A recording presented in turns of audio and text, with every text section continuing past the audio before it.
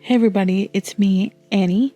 So, as of recording this, it is now the beginning of 2026. Yay! I was doing a lot of thinking and planning and stuff. I haven't really introduced myself. My name is Annie Moe. I am a senior at university, and I am studying to get my bachelor's in graphic design, but I'm also a multimedia designer, so I have worked with different medias. If you kind of look through my channel and then also my TikTok as well as my Instagram. The reason I'm making this video is because there's a bunch of artists out there, including the editor, that will be graduating high school soon and going into either the professional field or college or university. So I'm making this video for two different reasons. One, as a wrap up of my beginning of my senior year, and also for artists in the future or currently who are curious to see what kind of assignments I've done over the semester and even what kind of classes I take. Let me go into my schedule. Now, normally, students have Monday to Friday, but my classes are actually Tuesday to Saturday. So yes, I do have a Saturday class. And let's start with Tuesday. So Tuesday, I actually have two classes. My very first class is VDL 4, Tuesdays and Thursdays from 11 to 12:50. Now, VDL 4 actually means Visual Design Lab 4. So it's a class primarily talking about the visuals of one particular thing. So for VDL 4, it focuses more on animations through softwares. And so basically this is where I learned how to do motion design. And this is the class where I learned all about After Effects and how motion design is also a part of graphic design, and it's not just all about typography and marketing. For the first project, we had something called animating letter forms. He put us in groups of 2, and we had to use the first letter of our first name. So Annie, A, and then let's call my partner Joe. So we used J, and we had to find a way to animate between those two letters. So think of it as stop motion because we used Photoshop. And yes, you can actually use Photoshop for animating. It's not recommended, but Photoshop is really used for stop motion animation. And I even have stop motion animation on my TikTok if you ever want to see the full video. But basically, that's how we first learned how to do motion graphics. Between the two letter forms, and then here I have it right here. Basically, we were doing how introverted into extroverted. And we kind of talked a little bit about our personalities into this. I don't want to get too far into it because we still have so many to go. Our next project was stop, wait, and go animation, where we finally went into After Effects after a bunch of demos. And for this project, we had to figure out how we would replace a stop sign. This is a very interesting concept because a stop sign is a symbol and it's so iconic. So how would you be able to just remove it out of the equation and add a motion graphic that would be very similar? We got to do 2 different animations, one for stop and one for go. So for my first try, I did stop, and this is where it would load into the circle and then stop and pulsate, meaning that you stop. For my go animation, I had a ball roll into the section, continue to go, kind of. This is where I just kept practicing and playing around with the different variations of After Effects. Our next assignment is called the explanatory video. This video Basically, the prompt was to choose a topic we were interested in or something we would stay up late at night to watch. So technically like a YouTube explanatory video. I actually have that video in my channel right now. The Miku explanatory video. That one was really fun. Pretty proud of it. And it was really fun to see how other people chose topics they enjoyed. And finally, for the last project of that class, the last assignment for the class was poem interpretation. So this one was supposedly a little easier than the explanatory video. And we had the option to do as long or as short. We weren't allowed to exceed 4 minutes. But on the side of the building, there are TV screens. And he wanted us to explore the area and think about what we would want to have on those TV screens. Now, for mine, I kind of chose like a slice of life, being a part of the moment, kind of. A slice of life.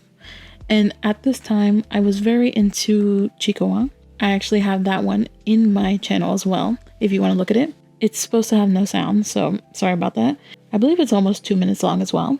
Basically, it's just videos of my life compared to the day of the life of Chikawa and kind of comparing and contrasting between the two. And it's actually, I based it off of a poem called The World is a Beautiful Place. I forgot the author's name. I'll pull it up now. It's a very beautiful poem if you want to go read it. Mainly based it off of the first few sentences. But it was a very fun class to take, so off to my second class. This class was at 4 p.m. to 5:50 p.m. So video 3, also known as Visual Design Lab 3. This class talked about the three-dimensional sculpture of a design. Packaging and environmental, meaning signage and postage, pop-ups, and then video 4 being about motion graphics. And for this class, we actually only had 2 main assignments. Project 1, she gave us 3 different companies, I would say. And so we had to choose one, and we had to create an actual candy brand for it. Not only the packaging, but as well as the candies that come inside of it. So I chose the Gothic candy called Cryptic Confection. I don't remember what the other 2 were, but I think one was a coffee brand and the other one was a luxury dog brand. If I remember, I'll pop up like my things. My project brief did the logo brand, typeset, colors, and also my packaging, my candies, and then eventually my final. We even got to use the school's laser printer, which was pretty fun. I had a really fun time creating this into an actual 3D object I could hold in my hands. And then for project 2, we had to bring that into a pop-up sense. We were going to do 3D modeling, basically. And this is where I pulled up Blender again. Now, I have used Blender before, but it's pretty confusing. Hold on. 1 second. Ow. Sorry. Anyways, so we did 3D modeling. And so mainly because we are all college students and we're pretty broke, we had 2 options, Shaper and Blender. There were other options out there, but with such a small amount of time, I think we only had a month and a half, maybe a little less than that. We only had these 2 options, but you could have used anything else. I chose to use Blender because I remember making it and actually being able to figure it out. And I will not lie, I did not want to watch any tutorials, so that did slow me down at the beginning. And then I started locking in.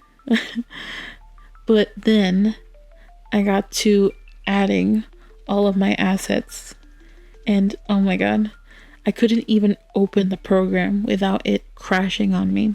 So I gave up, went to an old save file, took screenshots, and brought it into Photoshop. But at least I was able to finish it. And maybe I'll be using Blender in the future too, I don't know. But it was a pretty fun class. I kind of wish we had more than one project. I mean, we had 2. But yeah, that's VDL 3. So my next class is Interactive Design Lab 2. So I took Interactive Design Lab 1 last semester, and I actually had to take this late at night. I believe it was from 6 to 8:50. I knew it was before 9, and it was like terrible because I had early classes the following day. But it was a very nice class. We learned about how to use Figma and creating app base and websites. I already was pretty familiar with Figma, so it wasn't too difficult, but it was pretty fun. I'll show pictures of my app that I created, where it was a kind of like a coupon based deal system app, kind of. Anyways, for Interactive Design Lab 2, here on my syllabus, it says that it talks about design considerations in the development of online content. So for Interactive Design Lab 2, we created actual functioning websites, kind of. Learned how to use code, HTML, and basically we did a lot of in-class exercises of like grid work, being able to do layouts. I'll put in examples of my classworks. We used websites like Figma, CodePen, GitHub in order to like submit projects. I can't really say much about these because I don't remember these as well because they were such a pain in the ass. But I'll put up a recording of one of my assignments and how it actually reacts. And I actually have my own personal artist portfolio as well, if you want to check that out. I'll put some HTML and some CSS, as well as what it produced. If you ever plan on starting coding, or if you're curious about it, you should really use CodePen, because it's a great place for you to get started on how everything works, and you can actually see it live underneath it. All right, now for my last class, Saturdays, from 1 p.m. to 4:40. This class is called 3D Art Fundamentals, and basically it talks about the environments and the principles of a 3D design art piece. Our first assignment was the soft sculpture. So soft sculpture is basically a sculpture with soft material, so like fabric. So let me put some examples and some artists up here. Our first assignment was to create a soft sculpture of a hard object. So that hard object is a cinder block. We had almost a month to do this assignment, and the reason why we had a month is because it was 22 students in the class. We had to do sewing machines. This was my first time using a sewing machine, and there was 5 sewing machines used for 22 students. Cinder block turn it into soft sculpture. Now we had free limit. Basically, the original is make as close as you can to a cinder block, but you also had another option: do whatever you wanted and be extremely crazy, you know. So I decided to do a little cow sculpture. So I'm gonna put pictures of that up. This is Cindy, the cow cinder block. She's very cute. Pretty good, right? For my first time using a sewing machine. Project 2 was called Unruffled. So this one was a construction cardboard project. So this one, I believe we only had 2 weeks to do this project. Our lecturer was talking about wearable sculptures. And so he wanted us to use cardboard to create a wearable sculpture that meant something to us and that kind of hindered the body, you know? It would affect the way you move, the way you kind of like presented yourself in a way. I'm mixed. I am a Puerto Rican Mexican mix living in America. I thought I could mix the two and make like a celebratory sculpture. Now, this was around the time of Halloween. I was trying really close not to get like Halloweeny with it.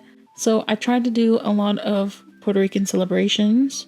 I don't remember what the celebration's called, but I'll put up pictures where they do sculptures and head masks made out of paper mache. Mexican celebrations of the Day of the Dead, which is also pretty similar, kind of very similar aesthetics. I mean, completely different, but I wanted to do something mixed. And then I kind of remembered about Puerto Rican national animal, the coqui. Now, if you don't know what the coqui is, it is a frog native to Puerto Rico that sings.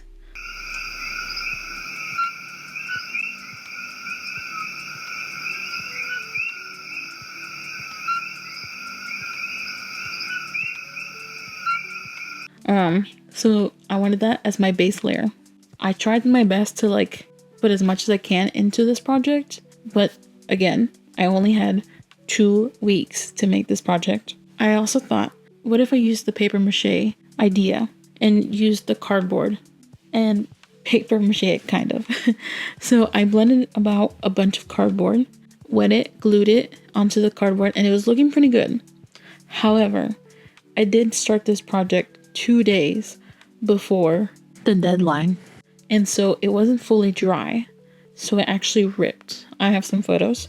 Have you noticed there are some spikes and flowers that I used that motif from Mexican celebrations, where they have a bunch of flowers and embellishments, but I hated how this one turned out. So I was given a second try. No matter what project we were on, you were allowed to redo a project until the end of the semester. So for my second attempt, no cardboard, paper mache. Though I loved the texture of the first one, it just didn't have enough time to dry.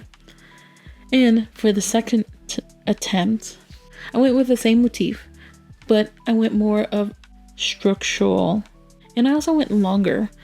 It kind of reminds me a lot of like floats. I don't really have much to say about it, but I like it so much better. There are some details of like around where I used hot glue. This one I did within a week after showing my last project. There was still so much I wanted to add onto the sculpture, but I just didn't have time. And then project 3 was called Digital Fabrication with Tinkercad. Now, if you don't know what Tinkercad is, it's a 3D software on the browser base. Now, it's very simplistic, and it's used mostly for elementary middle schoolers to learn how to use circuit boards and 3D modeling. But it's a very good starter base if you want to get into 3D modeling, but you don't know how Blender and Shaper works. And actually, I was learning this lecture at the same time as I was about to start 3D modeling for video 3. And so it was a very good starter process to use this Tinkercad before jumping into Blender. So it actually did help a lot mentally for me. And for Tinkercad, we only had a week to work on this assignment. So I went very simplistic. And for this project, we just had to choose anything that we wanted to do, any location, whether it was Mars, the bottom of the ocean, and add a 3D element to it. So I just chose a simple computer, hollowed out, that you can actually go in and sit, and also a keyboard that, if this was actually real, you can actually go on top of the keyboard and play with it. But this is actually on a local park of mine, so it's kind of nestled in that park. This is called a walk in the computer. And our last project is called Hybrid. So this one was a body and object casting project, which basically means we all got to cast a part of our bodies. Now, I don't remember the lecture for this one that much, but I know we did talk about a lot of artists that would cast part of the bodies. So that's technically what our last assignment was. I wasn't really proud of this one as much, but I'm gonna show mine. This one's called Child Death. I guess it can be interpreted different ways depending on your views. But mine's is basically loss of innocence and childhood. And so we just chose a body part to cast. So I chose my hand, and also a found object. So during this time I was actually cleaning my room, and I found this small plushie of mine that I got when I was in elementary. And then I added some colorings to the sculpture. And yeah, those were all of my classes for fall 2025. I'm looking forward for spring 2026. I believe I'm taking abstract painting, which is a studio arts class. VDL 5, I'm not exactly sure what that class is about. Senior seminar, which at the end of semester, I do have to participate in a gallery show, which would be kind of interesting. And also experimental typography, which I don't know if I'll be able to because I have trouble reading and differentiating the types. But whatever comes in my future, I hope you guys stay with me, whether or not I continue making these videos or not. I've been having a great time. I don't want to get too choked up. I'm a huge introvert, so having these videos kind of been helping me get out a little bit more, speaking my mind, having some outlet, and also helping a lot with my anxiety. This is mainly not only for future me, but other artists out there. If you have any questions about like being an artist in university, you can always write down there in the comment section. Comment, like, subscribe, ring the notification, I guess. But thank you all for a good 2025 and to a good 2026 to us all. All right. I love you all. Bye.